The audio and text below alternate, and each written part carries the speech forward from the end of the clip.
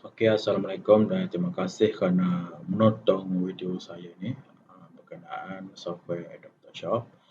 Okey, sebelum ni saya telah hasilkan satu video berkenaan pengenalan asas dalam Adobe Photoshop berkenaan software ni dan siapa pemilik dia, siapa owner dia dan apa kelebihan dan kepentingan ataupun manfaat software Adobe Photoshop ni. Okey, jadi kali ini untuk episod kedua dalam software video tutor Adobe Photoshop ni, saya ingin berkongsi berkenaan apa yang ada dalam software Adobe Photoshop. Okey, sebelum kita pergi kepada software ni, untuk yang belum dapat ataupun belum ada software Adobe Photoshop ni, boleh dapatkan software Adobe Photoshop ni di official website Adobe Photoshop lah, ataupun di official website www.adobe.com. Okey, boleh search berkenaan software Adobe Photoshop. Okey, ini untuk software asli daripada pihak Adobe ataupun pihak adobe.com untuk software Adobe Photoshop. Okey, untuk pengetahuan, adobe.com ni banyak menghasilkan software-software yang berkaitan desain lah. Contohnya Adobe Photoshop, Adobe Illustrator dan macam-macam lagi lah, dah banyak lagi. Okey, untuk yang design, untuk yang betul-betul nak design ataupun designer profesional, saya cadangkan untuk dapatkan software asli di website adobe.com lah. Okey, sudah tentu ada kos lah, dan untuk pertama kali boleh boleh daftar ataupun sign up untuk percubaan percuma lah untuk software Adobe Photoshop ni. Okey, untuk buat pemula atau beginner ataupun amateur, saya cadangkan boleh beli software Adobe Photoshop di shopee.com.my lah. Okey, di shopee.com.my ni boleh search software Adobe Photoshop. Okey, kita dah search, banyaklah software Adobe Photoshop.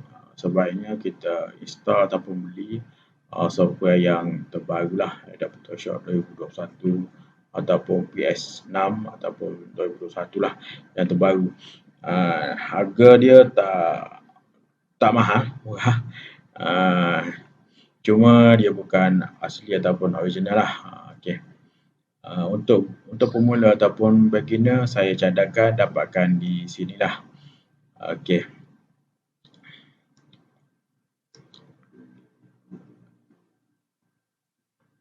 Okey, ini untuk kaedah dapatkan software Adobe Photoshop. Okey. Jadi bila dah install software Adobe Photoshop, dah dapat dan install software Adobe Photoshop, inilah menu utama software Adobe Photoshop ataupun muka depan software Adobe Photoshop.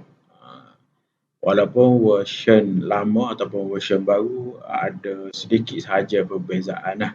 Okey, ini version yang 6. Okey, ini version 6, dia muka depan software Adobe Photoshop. Okey, untuk button di sebelah kiri saya ni ada banyak button ataupun menu ataupun tools ataupun dalam bahasa Melayu alatan lah untuk kita gunakan untuk design di software Adobe Photoshop. Okey, di bahagian atas ni menu yang terdapat dalam software Adobe Photoshop seperti file, edit, image, layer, type, select, filter, view, window, help. Dan bila klik sini akan ada sub menu lah yang terdapat di sini. Okey, jadi di slide ni hanya satu software yang satu gambar, snapshot ataupun screenshot daripada software Adobe Photoshop. Okey, jadi saya tunjukkan software sebenar Adobe Photoshop ni. Okey, saya buka. Okey, ni software sebenar lah ataupun software Adobe Photoshop. Okey, saya tunjukkan satu persatu butang ataupun menu tool yang terdapat di dalam software Adobe Photoshop ni. Okey, pertama move tool. Okey, move tool ni untuk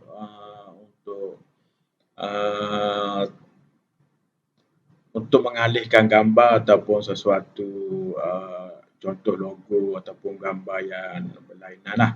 Okey, ni contoh yang dipaparkan. Okey, yang kedua, Rectangular Macro Tool. Okey, ni untuk ni biasa terdapat lah. Contoh untuk kita potong ataupun ambil shape untuk rectangle. Okey, yang ketiga, Magnetic Lasso Tool. Ni untuk kita potong gambar ataupun kita nak sesuatu objek saja. Contoh ada 3 objek tapi kita nak utamakan satu objek. Kita akan potonglah yang 2 lagi objek, kita akan ambil satu saja objek dan kita alihkan ke tempat sheet barulah. Okey.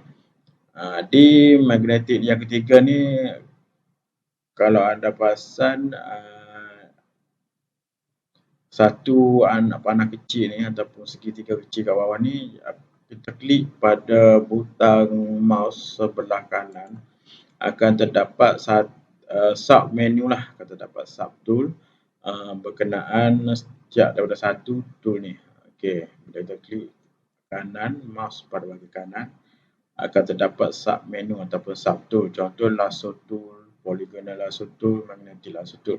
Okey, semua ni saya akan jelaskan pada tutor ataupun sesi praktikal yang ketiga lah.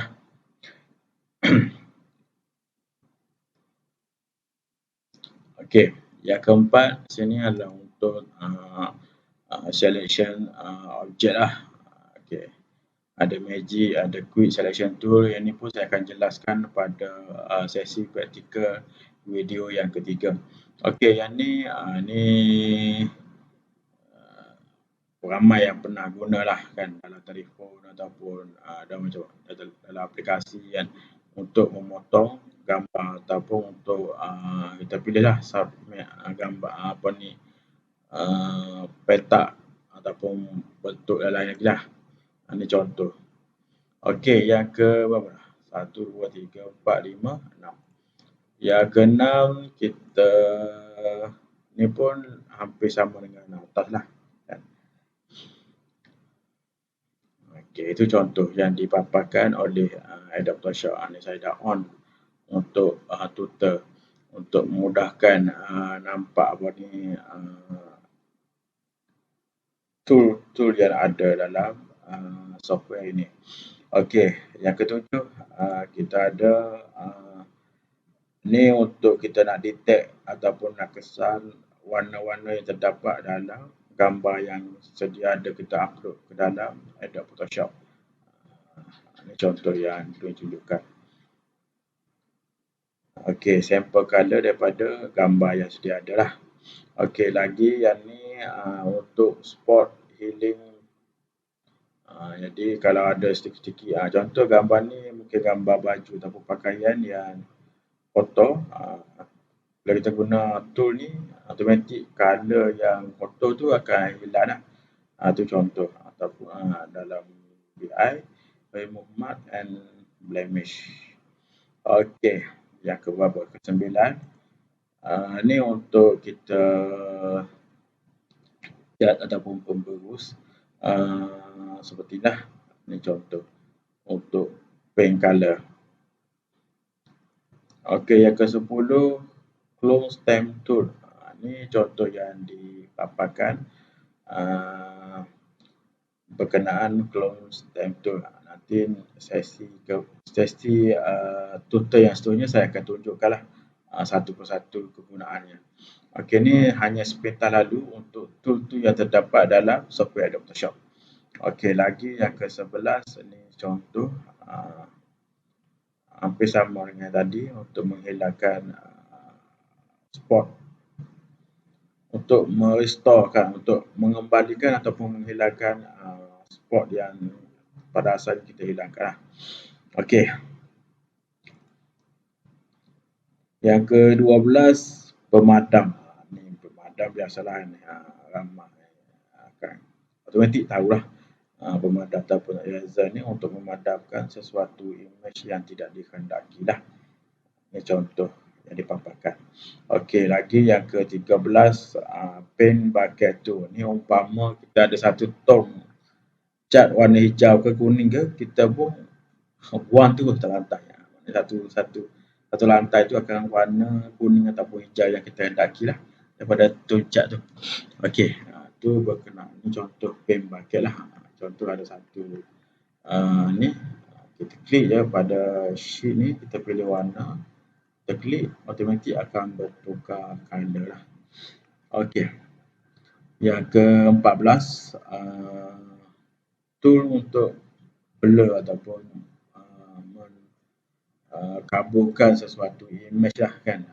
Contoh image ni subjek utama yang kita nak blurkan ataupun nak kaburkan sesuatu image tu, kita hanya klik lah menggunakan mouse ni, menggunakan tool ni. Okey, lagi yang ke-14, ke-15 lah. Ni contoh kita nak menaikkan warna ataupun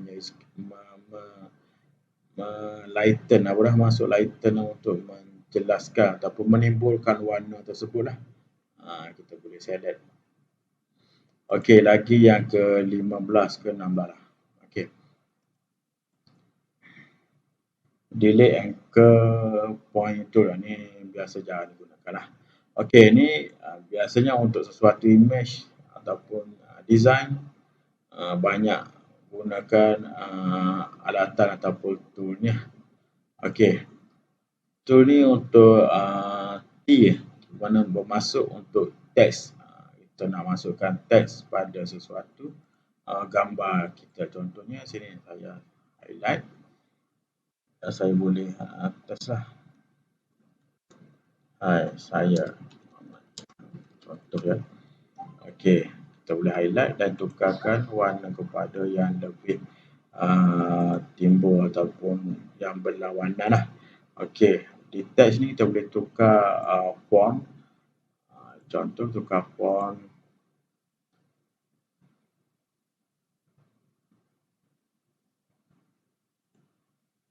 Tukar font dan tukar size. Itu contoh, dan tukar warna dan macam-macam ya. Okey, itu contoh sepintas lalu berkenaan tool yang terdapat di bahagian sebelah kiri. Okey, lagi anak panah ataupun cursor untuk selection tool. Okey, untuk kita lebih kuat dengan yang atas lah. Okey, yang ke-17. Okey, lagi kotak ataupun untuk kita masukkan sesuatu, contoh kotak ataupun yang bulat ataupun yang ellipse, polygon dan bentuk line, anak panah dan macam-macam ya. Okey, ni contoh saya pilih ambil yang peta. Sini saya boleh buat kotak lah. Okey, itu contoh. Dan kita boleh tukarkan color.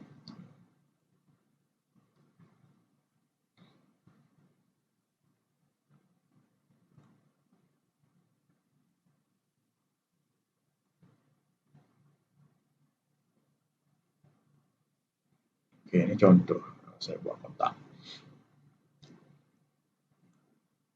Okay, jadi saya boleh alihkan kotak bawah nama. Ini contoh lah sepintas lalu.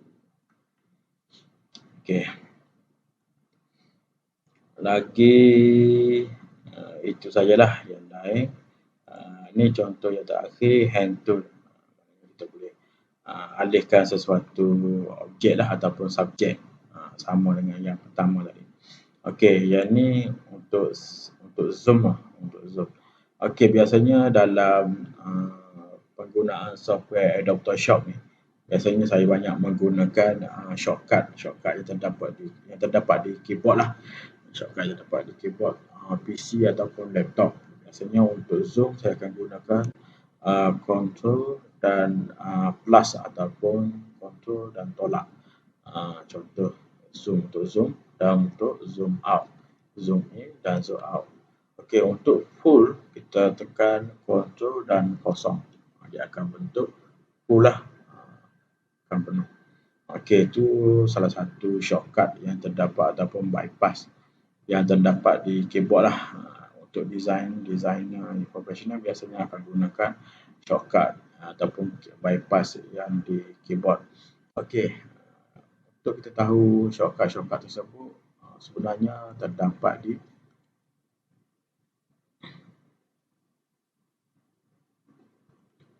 untuk penggunaan shortcut ataupun bypass keyboard tu kita boleh rujuk pada hujung sesuatu function ataupun fungsi ataupun tool lah. Ini contoh untuk kita buka layer baru, kita hanya gunakan shortcut Ctrl plus N. Jadi mempercepatkan dan memudahkan kerja kita lah sebagai designer. Okey, itu untuk sebentar lalu berkenaan tool dan yang terdapat dalam software Adobe Photoshop ni.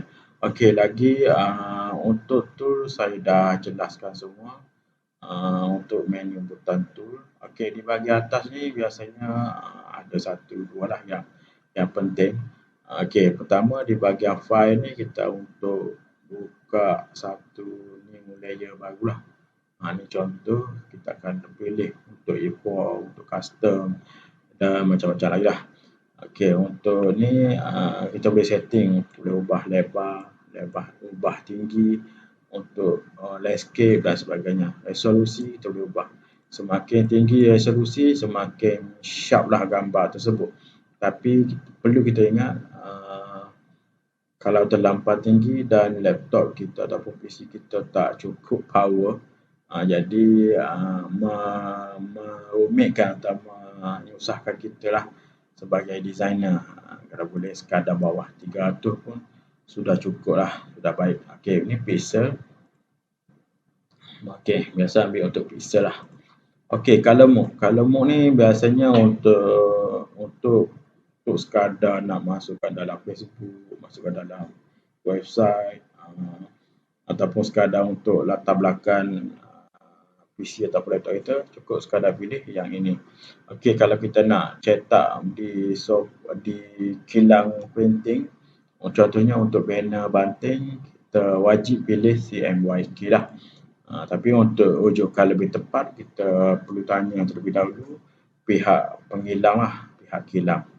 Okey, ini sebentar lalu berkenaan fungsi yang terdapat di file. Biasanya untuk new layer, untuk open gambar yang kita simpan dalam PC ataupun laptop kita.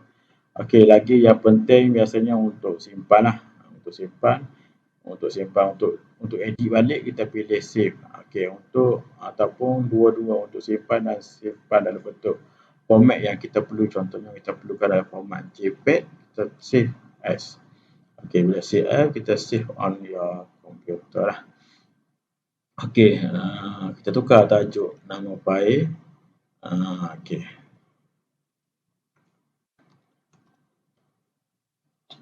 Okey, di bahagian ni format ni pentinglah untuk save dalam bentuk ataupun jenis apa.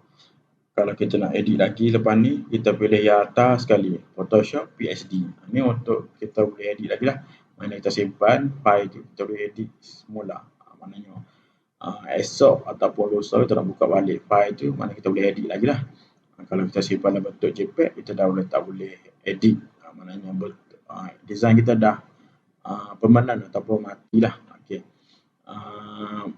Kalau kita memang confirm nak permanen ataupun matikan dia, kita klik pada JPEG ataupun biasanya JPEG lah. Okey, pilih JPEG ataupun JPEG. Ini singkatan panggilan lah. Okey, bila dah confirm, tekan save. Okey, kita nak simpan mana? Desktop ke? Okey, tekan save. Bila dah confirm. Okey, automatik dia akan save lah. Kita boleh simpan dalam bentuk dua file lah. Satu file untuk edit kembali, file PSD, dan kedua untuk permanen ataupun matikan terus gambar tersebut untuk guna di peringkat akhir lah, untuk kita akan simpan dalam bentuk format JPEG. Itu ingatlah, perlu penting kita simpan file dalam bentuk JPEG. Okey. Ataupun PNG, biasanya ramai yang guna JPEG lah. Yang penting PSD dan JPEG. Okey, itu saja daripada saya lah. Jika ada persoalan, boleh komen di bahagian bawah. Jangan lupa tekan butang subscribe, like, komen, share. Dan jangan lupa satu lagi, tekan butang loceng. Itu saja daripada saya. Semoga video ini mendapat manfaat untuk anda yang ingin belajar software Adobe Photoshop. Okey, teruskan menonton video saya di bahagian playlist Adobe Photoshop untuk video-video yang lebih banyak dan sesi praktikal lah untuk software Adobe Photoshop. Oleh itu saja daripada saya. Sekian, terima kasih.